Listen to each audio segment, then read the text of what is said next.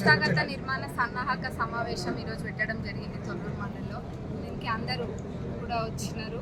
దీని ముఖ్య ఉద్దేశం ఏంటంటే పార్టీ నిర్మాణం, కార్యకర్తలందరినీ కూడా ఒకసారి భుజం తట్టి మేము ఉన్నాం మీకు అని గుర్తు చేస్తూ, మరి వాళ్ళని ప్రోత్సహిస్తూ, కష్టపడ్డ కార్యకర్తలకి పార్టీ కష్టకాలంలో కష్టపడ్డ ప్రతి కార్యకర్తకు అండగా నిలబడ్డ ప్రతి కార్యకర్తకు కూడా పార్టీ అవకాశం కల్పిస్తుంది. అది ఏ విధంగానైనా కానీ ఉంది, అది లోకల్ బాడీ ఎలక్షన్స్లో అయినా కావచ్చు, పార్టీ పొజిషన్ అయినా కావచ్చు, లేకపోతే ఇంకే రకంగానైనా కానీ కావచ్చు, కార్యకర్తలు ఖచ్చితంగా పార్టీ కాంగ్రెస్ పార్టీ అంటేనే ఒక స్వేచ్ఛ బాగుంటుంది పార్టీ.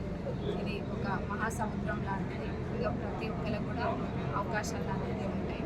మరి మన తొర్రూరు డెవలప్మెంట్ గురించి కూడా ఇందాక చెప్పినట్లే తొర్రూరులో ఆల్రెడీ మన మినీ డైమండ్ పనులు ప్రారంభమైంది. టీఎఫ్ఐడిసి కింద వచ్చిన 5 కోట్లు కూడా దానికి పెట్టిన, అదేవిధంగా ఆడిటోరియం కూడా స్టార్ట్ అయింది. 100 బెడెడ్ హాస్పిటల్ కూడా అతి త్వరలో స్టార్ట్ అవుతుంది. సబ్ రిజిస్టర్ ఆఫీస్ కూడా తొర్రూరుకి కంపల్సరీ రావాల్సిందే. ఎందుకంటే మహబూబాద్లో 15 కోట్లది ఉంటే అందులో 9 కోట్లు కూడా తొర్రూరు నుంచి వెళ్తుంది. ఆ రకంగా చూసుకున్నా కానీ ఖచ్చితంగా అది మనకే రావాలి. మొన్న ఐటీడీఏది కూడా ఒక 10 crores వచ్చినాయి కాన్స్టిట్యున్సీకి. సిఆర్ఆర్ ఎంఆర్ఆర్ కూడా ఒక 50 నుంచి 60 కోట్ల దాకా కాన్స్టిట్యున్సీకి వచ్చినాయి. ఇంకా మొన్ననే తొర్రూరులో 9,46,00,000 ఫైనాన్షియల్ క్లియరెన్స్ చేయడం జరిగింది వార్డ్స్లలో ఉన్న సిటీ రోడ్లకు సంబంధించి.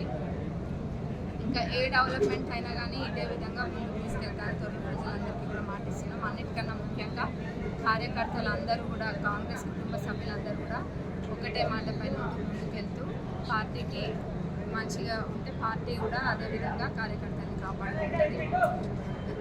మీటింగ్ యొక్క ముఖ్య ఉద్దేశం అదే. మరి రాష్ట్రంలో కనుక చూసుకున్నట్టయితే కాంగ్రెస్ ప్రభుత్వం, మా గౌరవ ముఖ్యమంత్రి రేవంత్ రెడ్డి గారు మరి మంత్రులందరూ కూడా ప్రభుత్వం ఏర్పాటు అయినప్పటికీ కూడా ప్రతి చిన్నది కూడా గమనిస్తూ ఎల్లప్పుడూ ప్రజల మధ్యలో ఉంటూ సమస్యలు తెలుసుకుంటా మన సన్న బియ్యం పథకం అనేది కూడా చేయడం జరిగింది. అందరూ కూడా పేదలు ఇంట్లో వండుకొని తృప్తిగా తింటున్నారు, వాళ్ళు కడుపు నిండా తింటున్నారు. ఇంతకుముందు లెక్క కోట్ల ఫామ్లకు అమ్ముకోవడం ఇంకేమీ చేయకుండా ఇల్లు కూడా ఇందిరమ్మ ఇల్లు మొన్ననే నియోజకవర్గానికి 3,500 ఇల్లు వచ్చినాయి. ఇంకా కూడా వచ్చే ఉన్నాయి ఇల్లు. అవన్నీ కూడా అర్హులైన పేదవాళ్ళకి పెట్టిస్తాం, అందులో ఎటువంటి అనుమానం కూడా లేదు. గతంలో లెక్క ఎవరే పార్టీ అని కాదు, అల్లుడేడ పోతాడు, కొడుకేడు ఉంటాడు, కోడలేడ ఉంటుంది, గొర్రెనేడ కట్టేస్తామని ముచ్చట్లు చెప్పుడు కాదు. ఇంద్రమ్మ ఇల్లు అంటే అది ప్రభుత్వం అనుకున్నది ఇస్తుంది, వాళ్ళు కట్టుకుంటారు. అంతేగాని ఉత్త మాటలు మూటలు కట్టడం కాదు గత ప్రభుత్వం లెక్క. ఇంకా యువ వికాస్ స్కీమ్ కూడా ఎంతోమంది అప్లై చేసుకున్నారు. అవన్నీ కూడా అర్హులైన యువకులకి ఖచ్చితంగా రాష్ట్రం మొత్తంలో 5 లక్షల మందికి దీని ద్వారా లాభం చేయగలుగుతారు. వాళ్ళందరికీ కూడా ఇస్తాయి. మరి అనవసరంగా ప్రతిపక్షాలు అబద్ధాల స్కూల్ అంటేనే బీఆర్ఎస్, అబద్ధాల కేర్ ఆఫ్ అడ్రస్ ఎక్కడైనా ఉందంటే అది బీఆర్ఎస్. అందులో ఎటువంటి సంకోచం లేదు. ఇంకా ఆడ పైనుంచి మొదలు పెడితే కింద దాకా అన్ని మాటలే చెప్తూ ఉంటారు. అబద్ధాలు అని ఇంకా అందులో పిహెచ్డీ కూడా చేసిండ్రు వాళ్ళు. ఎవరికైనా ఎప్పుడైనా సరదాగా అబద్ధాలు చెప్పాలనిపిస్తే ఆ బీఆర్ఎస్ స్కూల్కి వెళ్ళి నేర్చుకోండి. ముఖ్యమంత్రి గారి మీద పడేయడం, మంత్రుల పైన పడేయడం కాదు. మీరు అన్ని అప్పుల ఊపిలో దించినా కానీ అన్నీ కూడా తట్టుకుంటూ అదే సాకని చెప్పకుండా ఎక్కడికక్కడ ఒకదాని తర్వాత ఒకటి చేసుకుంటూ ముందుకొస్తుంది కాంగ్రెస్ ప్రభుత్వము. అది చూసి మీకు పదవులు పోయి ఓర్చుకోలేక మీరు మాట్లాడే వాళ్ళని కూడా జనాలు గమనిస్తున్నారు. కొన్ని రోజులు అయితే పిచ్చోళ్ళ కింద జమ కడతారు, కాబట్టి చూసి మాట్లాడాలని తెలియజేస్తుంది.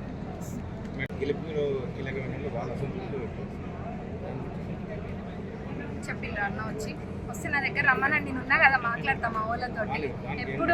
ఎప్పుడు వెల్కమ్, అందరికీ కూడా వెల్కమ్. నేను ఏమి ఒక కర్ర పట్టుకొని కూర్చోలే, ఏం చేయలేదు. కష్టపడ్డ వాళ్ళందరూ కూడా మా అన్నలే. ఎవరిని చిన్న చూపు చూసేది లేదు, ఎవరిని ఏది చేసేది లేదు.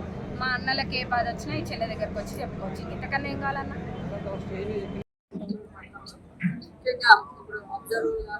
మోడీ గారు వచ్చి పెట్టడం జరిగింది. ఎందుకంటే రాబోయే కంపెనీస్ అన్ని కూడా చేయడం గారు వచ్చి ఇక్కడ చూడడం జరిగింది.